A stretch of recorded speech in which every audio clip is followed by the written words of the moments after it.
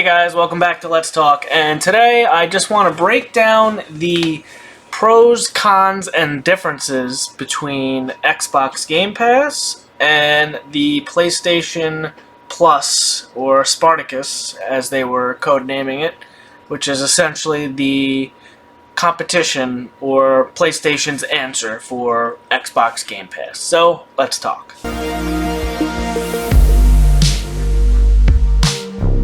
So, I'll start with Xbox Game Pass. I'll briefly touch on it. I don't want to go too deep into it because I know everyone wants to hear about the PlayStation one. So, Xbox Game Pass, you pay $14.99, $15 a month, and that includes your Xbox Live Gold, and that includes whatever games that are on the service at the time, along with all of Microsoft's first-party games. You have access to all those games on cloud, which would be a cell phone or a web browser on your PC, and then you have it on console and PC. So you have three ways to play your games with the Xbox Game Pass, and there is quite the collection on Game Pass, and it is the best deal in gaming, in my opinion. There's just something for everybody on there, and the first-party games like Halo and Forza and Gears of War and just countless others just are a win. So PlayStation finally has an answer for Xbox Game Pass. Can it beat Xbox Game Pass? I mean, I'm primarily an Xbox/PC guy, so for me, I say, not really, and I'm going to tell you why.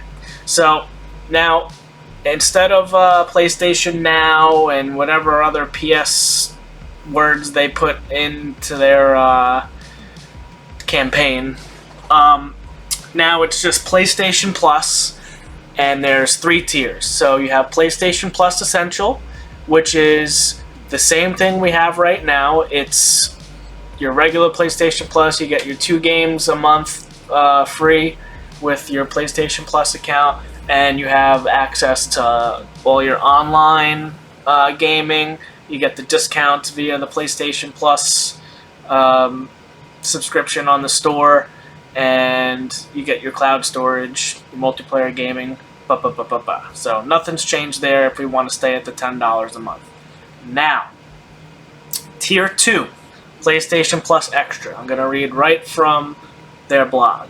The extra tier includes all the essential benefits, which would be the regular, and adds a catalog of around 400 PlayStation 4/PlayStation 5 games. So that means we're probably going to get a lot of older which is not a bad thing, especially if you're new to gaming or missed out on a lot of games. This is a great way to catch up, and you can finally do it on the PlayStation. So this is great. So they're probably just integrating PlayStation Now into Tier 2 for the PlayStation Plus. So now you'll get your 400 plus PS4 and PS5 games that can be downloaded to the console at any time while you're a member. It includes first-party and third-party games, but here's the kicker, and this is where Game Pass, I think, wins. There will be no exclusives at launch into that service.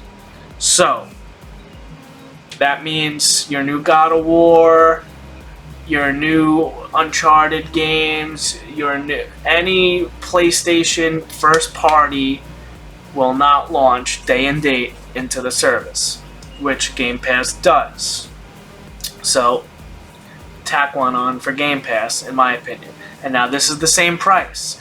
I don't think there's quite 400 games on Game Pass, so if you're looking at it as just a catalog, I guess this is technically has more games and can keep you busier longer. But if you're current on your games catalog and you don't have a deep backlog and you're just looking for the next new thing, Game Pass might still be the better option, because this is the same price. This is $14.99.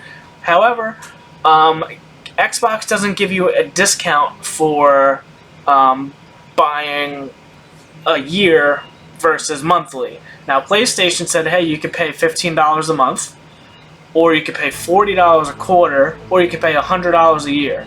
So, I'm not great at math, but I think you're saving about $20 if you pay for the year, which Xbox doesn't do. So, that's nice.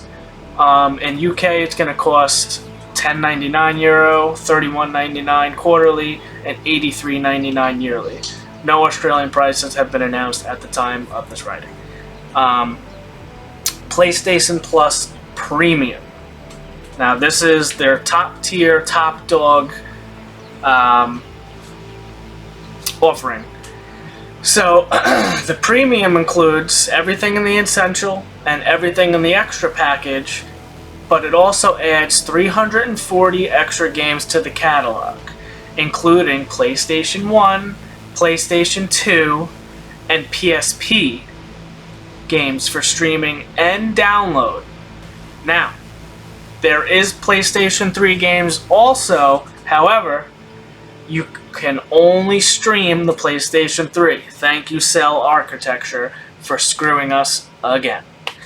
So, I mean, unless you are on amazing internet and you're willing to stream games, I don't think this is the best way to play a PlayStation 3 game. You know, I mean, I haven't tried it. I might try it. I don't know. I have a lot of the games physically, so I don't really have a need for this. I'm personally going to stick with my Game Pass. I'm not going to get this. Maybe down the road, but I don't touch my PlayStation as anywhere near as much. So the asking price is now $17.99, $18 a month, $50 for the quarter, or $120 yearly. So their highest offering, technically, if you buy it by the year, is the same price as Game Pass. Because if you add up the $15 a month, you're paying $120 for Game Pass. So now they're saying, hey, give us $120 a month, and we'll give you all of this. We've been begging for PlayStation 1, PlayStation 2, PlayStation 3, and PSP games. But they're still giving us streaming versus on the PS3, which is not terrible.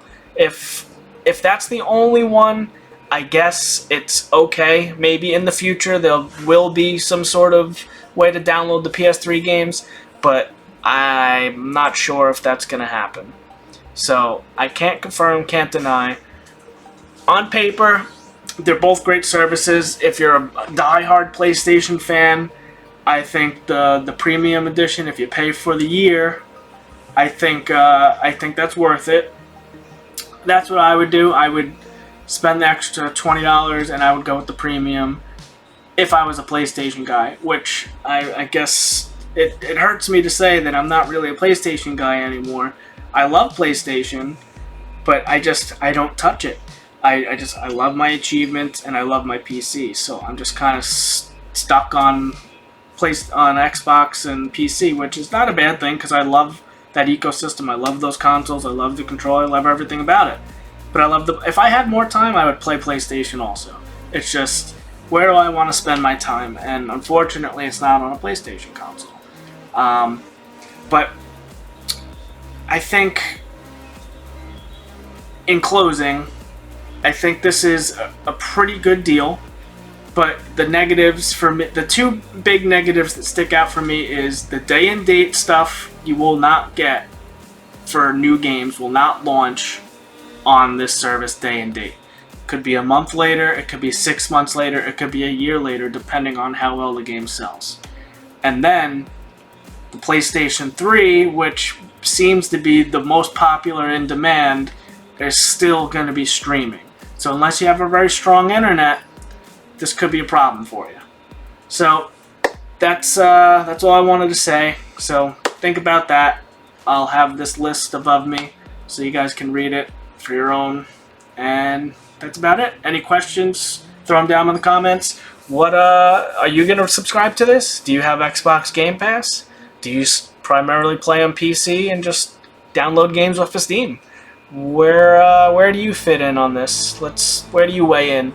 So let's talk down in the comments. So like, comment, subscribe, and we'll see you later.